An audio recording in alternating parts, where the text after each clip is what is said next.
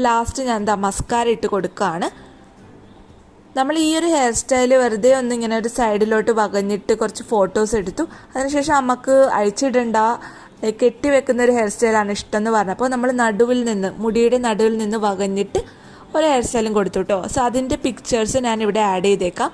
അപ്പോൾ ഇതാണ് നമ്മുടെ ഫൈനൽ ലുക്ക്.